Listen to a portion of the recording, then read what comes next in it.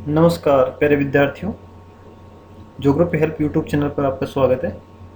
आज हम कक्षा 12 भूगोल विषय का तीसरा पाठ जनसंख्या वितरण घनत्व एवं वृद्धि लेकर आए हैं। इस पाठ का ये तीसरा वीडियो है जिसमें हम देखेंगे जनसंख्या वृद्धि एवं जनांकीय संक्रमण सिद्धांत। मैं हूँ बजरंग शिवराण, व्याख्याता राजकीय उच्च माध्यमिक विद्यालय अनंतपुरा, ब्लॉक सांबर लेक, जयपुर। शुरू करते हैं वीडियो। जनसंख्या वृद्धि किसी भौगोलिक क्षेत्र की जनसंख्या के आकार में एक निश्चित समय में होने वाला परिवर्तन जनसंख्या वृद्धि कहलाता है। जनसंख्या वृद्धि होती क्या है? उसके लिए कोई भी क्षेत्र है उसकी जनसंख्या में किसी एक निश्चित समय बाद जब हम गणना करें तो उसके आकार में जो परिवर्तन होता है वो जनसंख्या वृद्धि होती है। जनसंख्या का यह परिवर्तन धनात्मक या ऋणात्मक हो सकता है।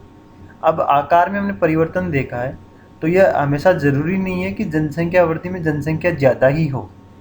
जिस स्थान की गणना कर रहे हैं उस स्थान की जनसंख्या अगर पिछली जनसंख्या से ज़्यादा हो जाती है तो वो धनात्मक परिवर्तन है, और किसी कारण से अगर वो जनसंख्या कम हो जाती है तो ऋणात्मक परिवर्तन है, तो ऋणात्मक वृद्धि है। जनसंख्या की कुल वृद्धि को हम निरपेक्ष वृद्धि भी कहते हैं, को ज्ञात करने के लिए पिछली जनगणना की जनसंख्या को वर्तमान जनगणना की जनसंख्या से घटाया जाता है। जो अंतर आता है वो जनसंख्या वृद्धि होती है। यह जनसंख्या वृद्धि संख्या अथवा प्रतिशत में हो सकती है। जो अंतर हमारे पास आया हम उसको संख्या में भी प्रदर्शित कर सकते हैं और प्रतिशत में भी प्रदर्शित कर सकते हैं। अब जनसंख्या वृद्धि की प्रवृत्तियां। जनसंख्या वृद्धि के अध्ययन को निम्न कालक्रम में विभाजित किया जा सकता है। अब पिछली जो जनसंख्या की वृद्धि हुई है उसको 4 कालक्रमों में बांटा गया है। पहला है प्राग ऐतिहासिक काल, वर्तमान से 6000 वर्ष पूर्व तक का समय इस काल में सम्मिलित किया गया। तब जनसंख्या 53 लाख थी, पूरे विश्व की जनसंख्या 53 लाख थी। दूसरा काल है प्राचीन काल, 4000 ईस्वी पूर्व से 700 ईस्वी के बीच का समय। तीसरा है मध्यकाल, 700 ईस्वी से 1650 ईस्वी के बीच का समय, जब विश्व की जनसंख्या 55 करोड़ थी। मध्यकाल में एक अनुमान के अनुसार 1650 के आसपास पूरे विश्व की जनसंख्या 55 करोड़ थी। चौथा है आधुनिक काल, 1650 से वर्तमान तक का समय आधुनिक काल में है, जब जनसंख्या की वृद्धि तीव्रतम है। जनसंख्या वृद्धि के कारण क्या कारण है वो देखते हैं हम। पहला है मृत्यु दर में गिरावट।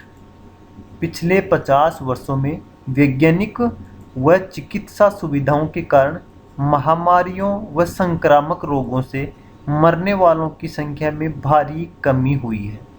मृत्यु दर में गिरावट क्यों आई है? पहले मृत्यु हो जाती थी अनेकों महामारियों और संक्रामक रोगों के कारण। अब जैसे वैज्ञानिक और चिकित्सा सुविधाओं का विकास हुआ है, मृत्यु दर में गिरावट हुई है, और यह गिरावट जनसंख्या वृद्धि को परिलक्षित करती है। दूसरा है औद्योगिक विकास। उद्योगों के विकास के कारण रोजगार के अवसर बढ़े तथा मनुष्य के जीवन स्तर में सुधार आया। परिणाम स्वरूप जनसंख्या वृद्धि हुई। उद्योगों के विकास से क्या हुआ है? लोगों में रोजगार के अवसर बढ़े हैं, जीवन स्तर सुधरा है, और जीवन स्तर सुधरने से जनसंख्या वृद्धि को गति मिली। तीसरा वैज्ञानिक व तकनीकी ज्ञान में वृद्धि। नवीन आविष्कारों से मनुष्य का जीवन आरामदायक व सुविधापूर्ण होने से जनसंख्या वृद्धि हुई। अब विज्ञान ने और तकनीकी ने नए नए आविष्कार किए हैं और उन आविष्कारों का फायदा मनुष्य ने अपनी सुख सुविधाओं के लिए लिया है, और ये सुख सुविधाएं जनसंख्या वृद्धि को बढ़ावा देने में कारगर हुई। चौथा है शांति व सुरक्षा। शांति व सुरक्षा से विश्व में सामान्य प्रगति का विस्तार हुआ है।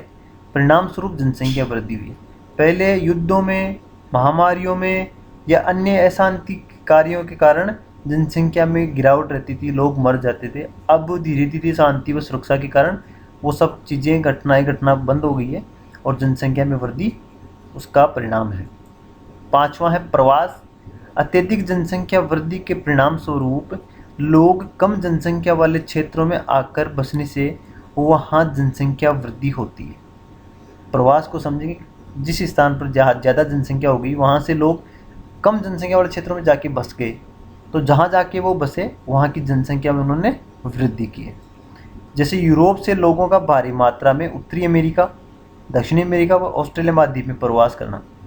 यूरोप के लोग यूरोप में जनसंख्या वृद्धि के कारण उत्तरी अमेरिका महाद्वीप में, दक्षिण अमेरिका में और ऑस्ट्रेलिया में जाकर बस गए, तो वहाँ जाकर उन्होंने जनसंख्या में भारी मात्रा में वृद्धि की।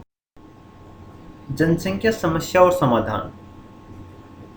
सबसे पहले समस्याएं देखते हैं, जनसंख्या के कारण कौन सी समस्याएं उत्पन्न हो रही है। अत्यंत तीव्र और भयावह वृद्धि।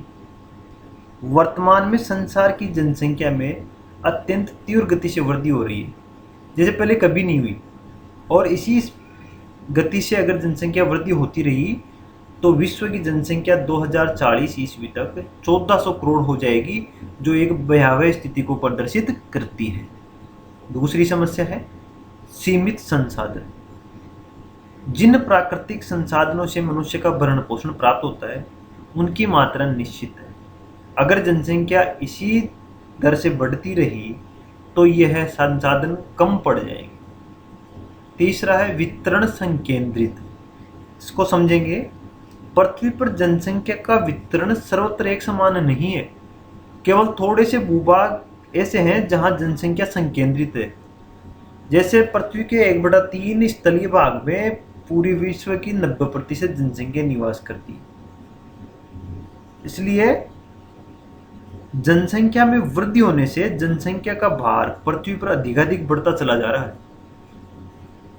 चौथी समस्या है बिना बसे भागों में निराशा। पृथ्वी के बिना बसे हुए भूभागों का क्षेत्रफल पृथ्वी के कुल क्षेत्रफल का लगभग 70% है। इसमें भविष्य में मनुष्य के निवास करने की कोई संभावना नहीं है, इसलिए वो निराशा का माहौल। प्राकृतिक और मानवीय प्रतिबंध। जब किसी प्रदेश की जनसंख्या का भार वहाँ के भौतिक संसाधन धारण नहीं कर सकते हैं तो उस प्रदेश में भुखमरी फैल जाती है। दरिद्रता के कारण रहन सहन का स्तर इतना नीचा गिर जाता है कि बीमारियां और महामारियों से मृत्यु दर बढ़ जाती है, जनसंख्या का ह्रास होने लगता है। ये समस्याएं थी। अब है समाधान। भौतिक संसाधनों का सीमित उपयोग। सबसे पहले भौतिक संसाधन सीमित है, अतः इनका उपयोग भी हमें सीमित ही करना होगा ताकि आने वाली पीढ़ियां भी उनका उपयोग कर सके। दूसरा है कृषि का नवीनीकरण। बढ़ती हुई जनसंख्या की उदर पूर्ति हेतु कृषि अत्यंत आवश्यक है, परंतु कृषि क्षेत्र सीमित होने के कारण उत्पादन बढ़ाने पर जोर दिया जाएगा, और इस उत्पादन बढ़ाने के लिए चाहिए कि कृषि की नई नई विधियों का उपयोग किया जाए, कृषि कार्य का नवीनीकरण किया जाए। तीसरा है सागरीय संसाधनों का उपयोग। सागरीय संसाधन असीमित है, अभी तक उनका कोई उपयोग नहीं किया गया, अतः यह उचित होगा कि इस बढ़ती हुई जनसंख्या की आवश्यकताओं की पूर्ति के लिए हमें सागरीय महासागरीय संसाधनों का उपयोग करना चाहिए। चौथा, उद्योगों की उन्नति। मनुष्य के जीवन स्तर में सुधार के लिए उसके लिए रोजगार अति आवश्यक है, अतः उद्योगों की उन्नति आवश्यक है समस्या का समाधान करने के लिए। शिक्षा का प्रसार और समाजों में जागरूकता, ये दो बिंदु ऐसे हैं जो जनसंख्या की समस्या का सबसे कारगर समाधान खोज सकते हैं। शिक्षा का प्रसार करना अति आवश्यक होगा, लोगों को समझाना, लोगों में चेतना का आविष्कार करना होगा, चेतना का संचार करना होगा कि जनसंख्या की ये भयावह वृद्धि सबके लिए हानिकारक है। अब देखते हैं जनांकीय संक्रमण सिद्धांत। इस सिद्धांत का उपयोग किसी भी क्षेत्र की जनसंख्या के वर्णन व भावी जनसंख्या के पूर्वानुमान के लिए किया जाता है। इसमें हम एक अविकसित सामाजिक व्यवस्था को विकसित व्यवस्था की ओर उन्नति करते हुए देखते हैं। जनांकीय संक्रमण सिद्धांत क्या करता है कि एक तो जो वर्तमान जनसंख्या है उसका वर्णन करने में और भावी जनसंख्या का पूर्वानुमान करने में मदद करता है, और यह एक ग्रामीण खेतीहर अशिक्षित पिछड़ापन लिए हुए उच्च जन्म दर व उच्च मृत्यु दर वाली अर्थव्यवस्था को नगरीय, औद्योगिक, साक्षर, विकसित, निम्न जन्म दर व निम्न मृत्यु दर वाली व्यवस्था में परिवर्तित करने की व्यवस्था है। यह जनांकीय संक्रमण सिद्धांत है। जनसंख्या वृद्धि के कारण, क्या कारण है वो देखते हैं हम। पहला है मृत्यु दर में गिरावट। पिछले 50 वर्षों में वैज्ञानिक व चिकित्सा सुविधाओं के कारण महामारियों व संक्रामक रोगों से मरने वालों की संख्या में भारी कमी हुई है। मृत्यु दर में गिरावट क्यों आई है? पहले मृत्यु हो जाती थी अनेकों महामारियों और संक्रामक रोगों के कारण। अब जैसे वैज्ञानिक और चिकित्सा सुविधाओं का विकास हुआ है, मृत्यु दर में गिरावट हुई है और यह गिरावट जनसंख्या वृद्धि को परिलक्षित करती है। दूसरा है औद्योगिक विकास। उद्योगों के विकास के कारण रोजगार के अवसर बढ़े तथा मनुष्य के जीवन स्तर में सुधार आया। परिणाम स्वरूप जनसंख्या वृद्धि हुई। उद्योगों के विकास से क्या हुआ है? लोगों में रोज।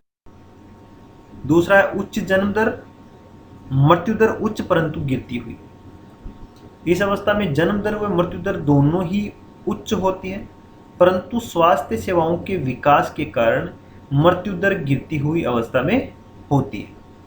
यहाँ मृत्यु दर में थोड़ी गिरावट देखी जाती है, होती जन्म दर और मृत्यु दर दोनों ही ज्यादा है। अफ्रीका के अधिकांश देश इसी श्रेणी में आते हैं, जैसे अंगोला व रोडेशिया आदि। तीसरी अवस्था है उच्च जन्म दर मध्यम मृत्यु दर। यह तीसरी अवस्था है जिसमें जन्म दर उच्च व मृत्यु दर मध्यम होती है। परिणाम स्वरूप जनसंख्या वृद्धि तीव्र होती है, जैसे भारत, पाकिस्तान, अफगानिस्तान, नेपाल आदि।